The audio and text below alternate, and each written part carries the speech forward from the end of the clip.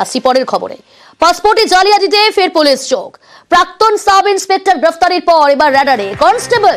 তদন্তকারীদের নজরে ধৃত আব্দুল হাই ঘনিষ্ঠ কনস্টেবলের মাধ্যমে কারচুপি প্রাক্তন এসআই আব্দুল হাইয়ের।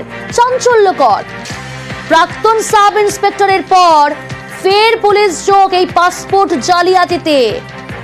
টেলিফোন লাইনে রয়েছে প্রতিনিধি অমিত। অমিত, প্রাক্তন সাব ইন্সপেক্টরের ঘনিষ্ঠই কি এই কনস্টেবল? সে কিভাবে এই জালিয়াতির সঙ্গে যুক্ত, কি জানা যাচ্ছে? ধৃত প্রাক্তন sub inspector Abdul Hai passport সেকশনে কর্মরত ছিলেন এবং তিনি যখন পাসপোর্ট সেকশনে কর্মরত ছিলেন তখন যে সমস্ত কারচুপি বা ভুয়ো নথির ওপর সবুজ সংকেত তিনি পাসপোর্ট ইস্যু করেছিলেন, সেই সময় এক কনস্টেবলকে সাথে নিয়ে এই কর্মকাণ্ডগুলো তিনি করেছেন। এই তথ্য কিন্তু উঠে আসছে তদন্তকারীদের কাছে।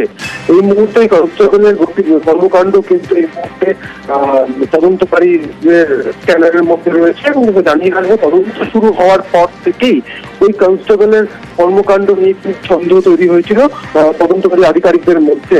সেক্ষেত্রে পাসপোর্ট সেকশনে কর্মরত থাকলেও তাকে ওই মুহূর্তেই 2 মাস আগেই তাকে সরিয়ে দেওয়া হয় সিকিউরিটি কন্ট্রোল অর্গানাইজেশনের রিজার্ভ পুলে, এবং রিজার্ভ পুলে সরিয়ে দেওয়ার পরেও তার সেই কনস্টেবল কিন্তু এখনো পর্যন্ত তদন্তের আওতার মধ্যে রয়েছে।